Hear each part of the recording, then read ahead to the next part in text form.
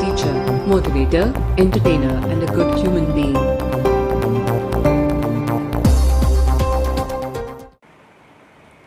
मैं अवधेश मसीहा मैथ्स में आप लोगों को स्वागत करता हूं। आज मैं Delhi police special maths series में 8 दिसंबर 2017 को पूछे गए सेकेंड शिफ्ट के क्वेश्चन को डिस्कशन कराऊंगा। देखिए, जैसे क्वेश्चन आपको स्क्रीन पर आएगा तो सबसे पहले आप वीडियो को पॉज कर दीजिएगा और उस क्वेश्चन को खुद से बनाइए। उसके बाद सॉल्यूशन को देखिएगा ताकि ज़्यादा आपको समझ में आए। पहला क्वेश्चन है कि निम्नलिखित में कौन सा कथन सत्य है। दो को स्टेटमेंट दिया हुआ है। पहला स्टेटमेंट है 2 के पावर 400 ग्रेटर देन 3 के पावर 300। पहले हम इस पर ही विचार कर लेते हैं। सबसे पहला काम हम करते हैं कि दोनों तरफ के पावर समान कर देते हैं। तो इधर का पावर समान करेंगे तो ये हो जाएगा 2 के पावर 4 उसका पावर 100। इधर होगा आपको 3 के पावर 3 उसका पावर 100। तो 16 के पावर 100 हो गया और इधर 27 के पावर 100 हो गया। तो दोनों का पावर सेम है, तो जिसका बेस बड़ा होगा वो बड़ा होगा, यानी कि 27 बड़ा होगा। लेकिन क्वेश्चन में दे रहा है कि 16 बड़ा है 27 से, तो ये स्टेटमेंट क्या हो जाएगा? गलत हो जाएगा। चलते हैं अब दूसरा स्टेटमेंट है 3 का पावर 400 ग्रेटर देन 4 के पावर 300। दोनों का बेस समान कर देते हैं। तो ये हो जाएगा 3 के पावर 4 उसके पावर 100 ग्रेटर देन 4 के पावर 3 उसके पावर 100, यानी कि 81 के पावर 100 ग्रेटर देन 64 के पावर 100। दोनों का पावर सेम है, तो जिसका बेस बड़ा होगा वो बड़ा होगा। तो देखिए 81 बड़ा है 64 से, तो ये स्टेटमेंट मेरा सही है क्योंकि 81 64 से बड़ा होता है। तो इस तरह से आपका दूसरा स्टेटमेंट सही है। तो बी ऑप्शन सही होगा क्योंकि बी में दे रहा है केवल 2। अगला क्वेश्चन आपके स्क्रीन पर है। आप वीडियो पॉज करके इसको बनाइए पहले, तब सॉल्यूशन देखिएगा। क्वेश्चन कर रहा है प्रथम 30 सम संख्या का योग। इस सवाल को हम 2 तरीक़ा से बनाएंगे। पहले तो हम इसको एपी पर बना लेते हैं। तो प्रथम 30 सम संख्या होगा तो 2 4 से लेकर के 7 तक जाएगा प्रथम 30 सम संख्या। चलिए, तो इसका जब योग होता है एपी में, तो एपी में एसएन का फार्मूला होता है n/2 first term plus last term.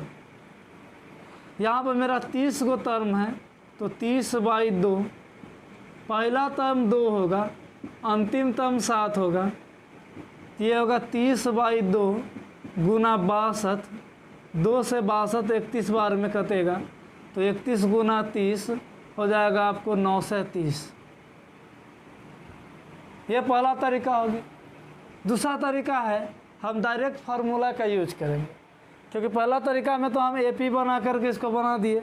यह भी तरीका आसानी है, और दूसरा जो फार्मूला याद रखेंगे उनके लिए है।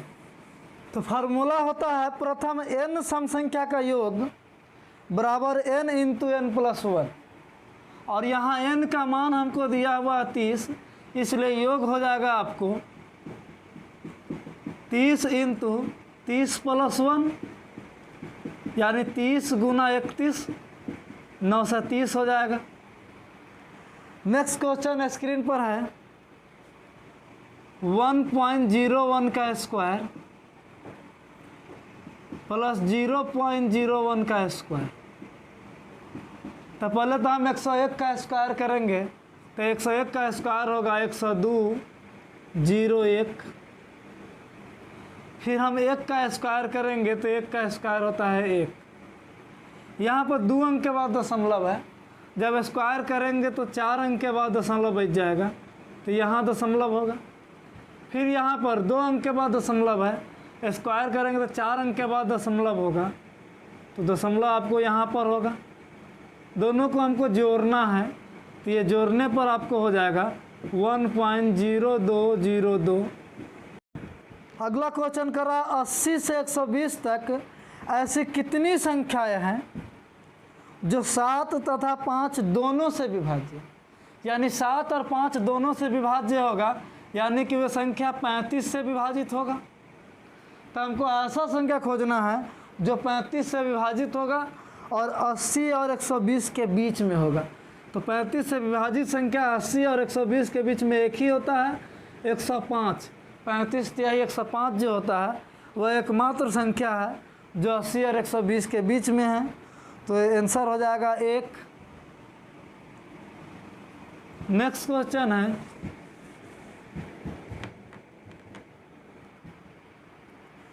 a + b हमको मालूम है 10,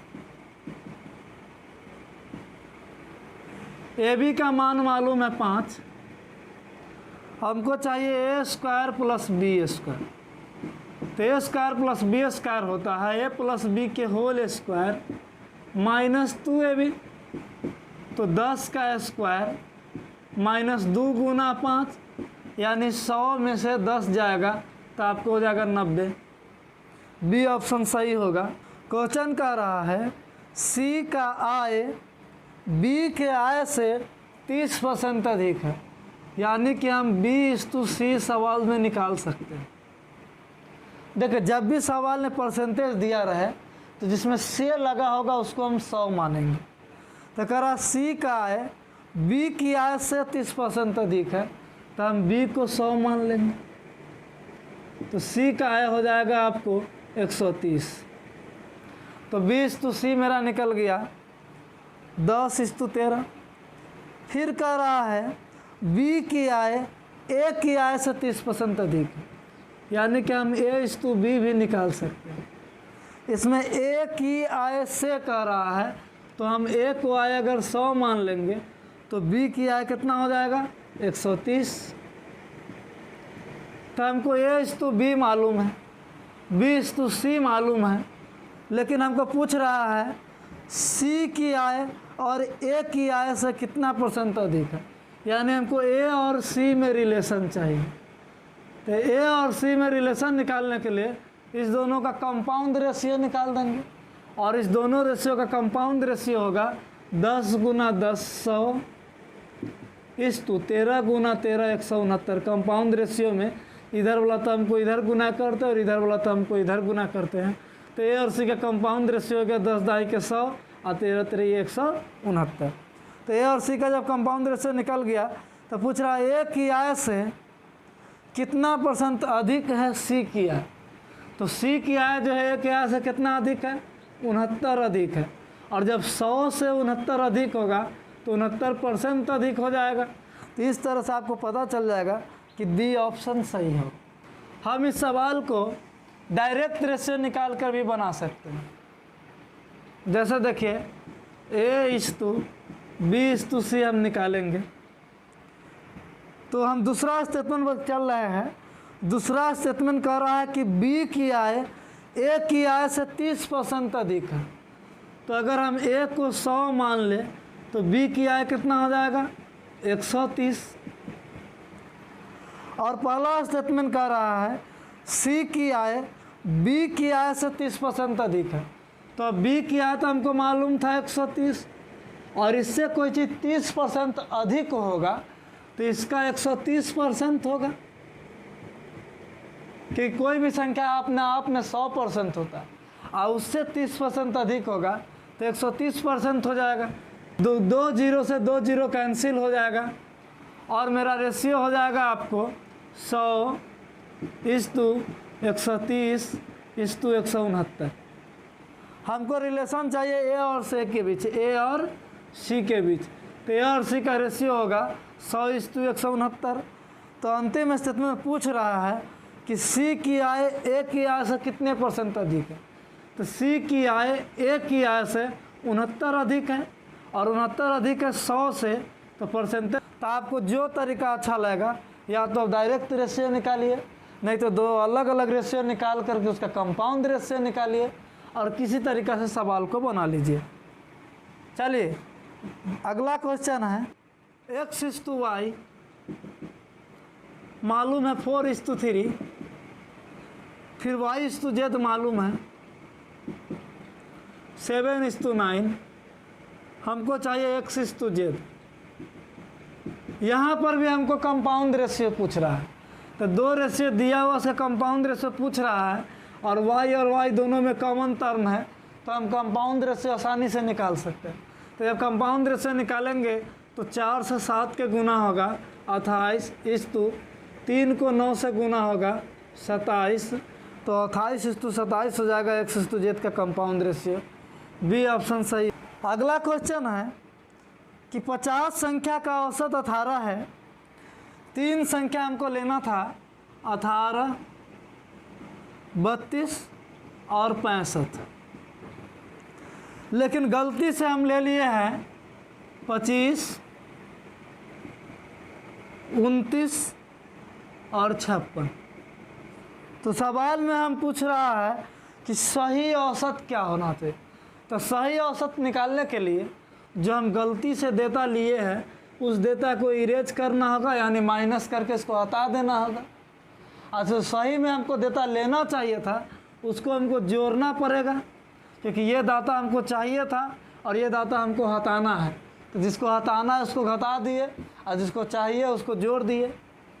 तो इसको सिंप्लीफाई करेंगे तो 18 में से 25 घटेगा तो -7, 32 में से 29 घटेगा तो +3, 65 में से 56 घटेगा तो +9, यानी कि आपको हो जाएगा 12 में से 7 गया 5, यानी कि आपको पूरा डेटा का योग जो होगा 5 बढ़ जाएगा। तो योग जब 5 बढ़ेगा तो एवरेज कितना बढ़ेगा, तो देखिए एवरेज कितना बढ़ जाएगा। टोटल 50 संख्या और 50 संख्या में 5 के वृद्धि होगा, तो एवरेज में वृद्धि हो जाएगा आपको 1/10। 1/10 मतलब 0.1, यानी एवरेज मेरा 0.1 का वृद्धि हो जाएगा। क्योंकि ये डाटा मेरा प्लस में आया हुआ है, तो एवरेज में 0.1 का क्या होगा, वृद्धि होगा। तो पहला एवरेज मेरा 18 था, अब 0.1 का वृद्धि हो जाएगा, तो नया एवरेज कितना हो जाएगा 18.1। 18.1 किसी ऑप्शन में है, सी ऑप्शन में है, सी रिजल्ट हो जाएगा। चलते हैं नेक्स्ट क्वेश्चन पर। अगला क्वेश्चन कर रहा है कि एक व्यक्ति ने चक्रवृद्धि ब्याज पर 10% की वार्षिक दर से 8,000 रुपया उधार लिया, यानी प्रिंसिपल हमको मालूम है 8,000 रुपये। यदि ब्याज अर्धवार्षिक संयोजित है तो 1.5 वर्ष के पश्चात चुकाई जाने वाली राशि, तो जब भी हम राशि चुकाते हैं तो हमको अमाउंट चुकाना होता है, यानी कि मूलधन और ब्याज जोड़ करके चुकाना पड़ेगा, यानी इसमें हमको अमाउंट निकालना पड़ेगा। और एक बात सवाल में दिया हुआ है कि ब्याज अर्धवार्षिक संयोजित है, तो जैसे ही ब्याज अर्धवार्षिक संयोजित होगा तो मेरा समय जो होगा वह 2 गुना हो जाएगा और रेट जो होगा वो आधा हो जाएगा। तो 10% से रेट आधा होकर के कितना हो जाएगा 5%। अब हमको चलना है इसमें अमाउंट निकालना। तो सीधी सी बात, कोई भी मूलधन जो होता है वो 100% होता है। जब 5% उसमें इंटरेस्ट जोड़ेंगे तो हर एक साल अमाउंट हो जाएगा 105%। 105% मतलब 21/20, और यह प्रक्रिया हमको 3 साल तक चलते रहेगा। तो 3 साल में अमाउंट मेरा कितना हो जाएगा 21/20 गुना 21/20 गुना 21/20। मेरा प्रिंसिपल कितना था 8,000। 3/20 से 8,000 ख़त्म हो जाएगा। 21 का क्यूब होता है 9261, यानी मेरा प्रिंसिपल हो जाएगा 9261। समझ रहे हैं। दूसरा तरीका भी है। दूसरा तरीका में हमसे क्या कर सकते हैं कि पहले ब्याज निकाल लेंगे और ब्याज निकालने के बाद अमाउंट निकाल लेंगे। तो ब्याज निकालने के लिए हमको रेट ऑफ इंटरेस्ट तो होगा 10/2 यानी 5%, क्योंकि अर्धवार्षिक संयोजित है।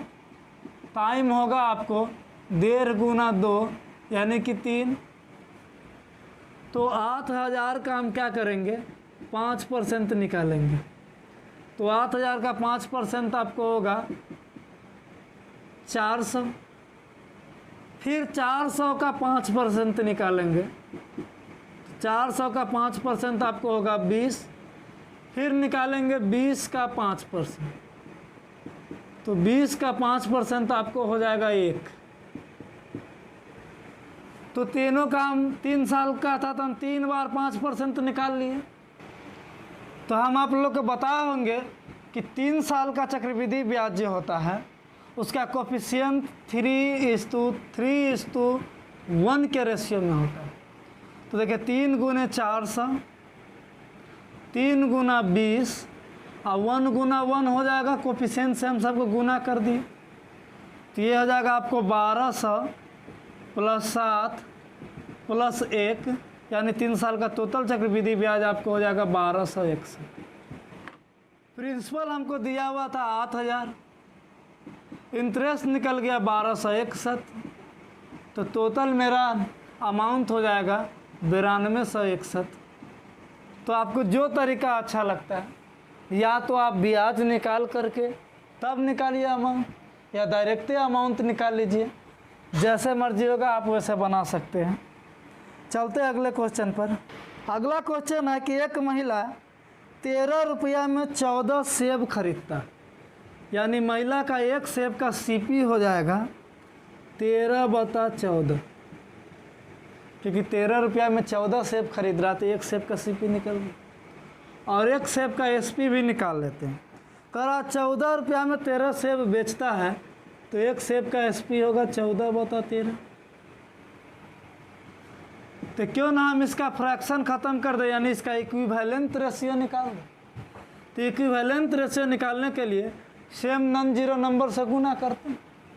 तो हम इसको गुना कर देंगे 14 गुने 13 से, और इसको भी गुना कर देंगे 14 गुने 13 से, क्योंकि 14 और 13 का एलसीएम होता है 14 गुना 13।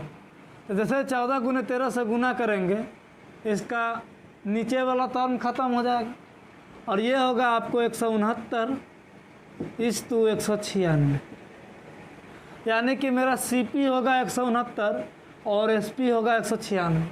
तो लाभ कितना का हो जाएगा? लाभ हो जाएगा 27 रुपया। तो हमको लाभ परसेंटेज पूछ रहा है, तो 27 रुपया का लाभ हो रहा है 169 पर, और परसेंटेज हमेशा 100 पर निकलता है। तो लाभ परसेंटेज आपको हो जाएगा 2700/169%। इसको आप सिंप्लीफाई कर लीजिएगा तो आ जाएगा 15.97%। नेक्स्ट क्वेश्चन है, पंकज एक घड़ी को 900 रुपया में खरीदता है, यानी सीपी मुझे मालूम है 900 रुपया, तथा अंकित मूल्य इस प्रकार अंकित करता है कि 30% की छूट देने के बाद भी, तो छूट तो देगा आपको एमपी पर, तो एमपी पर जैसे ही 30% का छूट देगा बिकेगा 70% में। तो इस तरह से मेरा विक्रय मूल्य हो गया एमपी का 70%। तो 30% छूट देने के बाद भी 40% का लाभ होता है। तो जब भी लाभ या हानि होता है वो सीपी पर होता है, और सीपी पर जब 40% का लाभ होगा तो बेचेगा कितना में? 140%। यानी कि हमको एम और सी का ऐसा रेशियो निकल सकता है। लेकिन हमको इसमें करा अंकित मूल्य का मान क्या होगा, यानी एम का मान पूछ रहा है, तो कहीं ना कहीं हमको सी जरूर दिया होगा तब एम का मान पूछ रहा है। तो सवाल में सी का मान हमको दिया हुआ है। सी का मान कितना दिया हुआ है? 900। तो सी के जगह पर हम पुट कर दिए 900। 70% से 140% कट जाएगा 2 बार में, तो आपको मार्केट प्राइस का वैल्यू हो जाएगा 9 दूना 1800 रुपया। नेक्स्ट क्वेश्चन, एक वर्ग के विकर्ण की लंबाई 7 सेंटीमीटर है, यानी डायगोनल हमको मालूम है 7 सेंटीमीटर। तो वर्ग का क्षेत्रफल सेंटीमीटर स्क्वायर में क्या होगा ये पूछना चाहिए था। किलोमीटर स्क्वायर लिख दिया हुआ, प्रिंटिंग मिस्टेक है। तो वर्ग का जो क्षेत्रफल होता है वह होता है हाफ गुने डायगोनल का स्क्वायर। तो हाफ गुना 49 सेंटीमीटर स्क्वायर, यानी कि आपको हो जाएगा 24.5 सेंटीमीटर स्क्वायर। देख लीजिए किसी ऑप्शन में होगा, सी ऑप्शन सही हो जाएगा।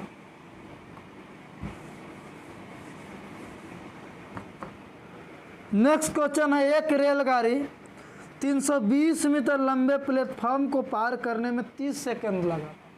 यानी रेलगाड़ी जब 320 मीटर लंबा प्लेटफॉर्म को पार करेगा तो रेलगाड़ी अपना आप को भी पार करेगा और 320 मीटर लंबा प्लेटफॉर्म को भी पार करेगा। और इसको पार करने में टोटल समय कितना लेगा? 30 सेकंड। फिर कह रहा जब वो 230 मीटर लंबा प्लेटफॉर्म को पार करेगा तो 25 सेकंड लेगा। यानी उस स्थिति में भी रेलगाड़ी अपने आप को भी पार करेगा और 230 मीटर लंबा प्लेटफॉर्म को भी पार करेगा, लेकिन इस स्थिति में इसको 25 सेकंड ही लग रहा है। हम दोनों रिलेशन को अगर घटा दें तो आर से आर ख़त्म हो जाएगा, 320 से 230 जाएगा तो 90 मीटर की दूरी तय करने में रेल को लगेगा 5 सेकंड, यानी रेल का स्पीड हो जाएगा 18 मीटर प्रति सेकंड। तो रेल का स्पीड पूछता तो यही आंसर हो जाता, लेकिन सवाल में रेल की लंबाई पूछ रहा है। तो इस 18 वाले डेटा का यूज हम या तो इसमें कर दें नहीं तो इसमें कर दें, कहीं भी कर देंगे तो मेरा रिजल्ट हो जाएगा। तो अगर हम इस रिलेशन में चलेंगे तो 18 से इसको हम गुना करेंगे तो मेरा डिस्टेंस हो जाएगा 18 या ही 540 मीटर। सोचिए रेल प्लस 320 का मान 540 है, तो रेल इसमें कितना हो जाएगा? 540 में से 320 घट जाएगा, तो 540 में 320 घटेगा तो 220, यानी कि 220 में हम 320 जोड़ेंगे तो 540 हो जाएगा। तो रेल की लंबाई आपको कितना हो गया? 220 मीटर आंसर हो जाएगा। अगला क्वेश्चन है, राहुल का आयु 50 वर्ष है तथा मोहित का आयु 70 वर्ष है। यानी कि राहुल का आयु और मोहित का आयु हमको दिया हुआ 50 वर्ष और 70 वर्ष। करा कितने वर्ष पहले उनका आयु का अनुपात 1:2 था। ये मेरा अनुपात है, लेकिन ये मेरा रियल एज दिया हुआ है। तो सोचिए यहाँ पर मोहित जो है राहुल से 20 साल का बड़ा है। तो अगर मोहित जो है राहुल से 20 साल का बड़ा होगा तो हमेशा वो 20 साल का बड़ा होगा, कि कोई भी आदमी दूसरे आदमी से जितने साल का बड़ा होता है हमेशा वो उसका एज का गैप उतना ही रहता है। तो यहाँ पर यह 20 साल का बड़ा है और यहाँ रेशियो से हम देख रहे हैं तो यह 1 साल का बड़ा है, यानी गणित का उल्लंघन हो रहा है। यहाँ भी वह 20 साल का ही बड़ा होना चाहिए था। तो इस गैप को 20 करने के लिए हम इसको 20 से गुना कर दें, तो 20 से गुना करेंगे तो गणित का उल्लंघन नहीं है, इसके लिए हमको दोनों तरफ 20 से गुना करना पड़ेगा। अब देखिए दोनों का एज का अंतर 20 साल का हो गया। राहुल हुआ 20 साल का तो मोहित हुआ 40 साल का। एज का अंतर कितना का हो गया? 20 साल। देखिए राहुल अभी 50 साल का है, कुछ वर्ष पहले वह 20 साल का था। तो ये घटना कितने साल पहले की होगी? 30 वर्ष पहले की होगी। तो मेरा आंसर हो जाएगा कितने वर्ष पहले की? 30 वर्ष पहले की। आप चाहिएगा तो मोहित से भी निकाल सकते। मोहित अभी 70 वर्ष का है, कुछ साल पहले यह 40 वर्ष का था। तो कितने वर्ष पहले यह 40 वर्ष का रहा होगा? 30 वर्ष पहले। नहीं निकल गया? तो इस तरह से हम पता लगा सकते हैं कि आंसर हो जाएगा बी ऑप्शन।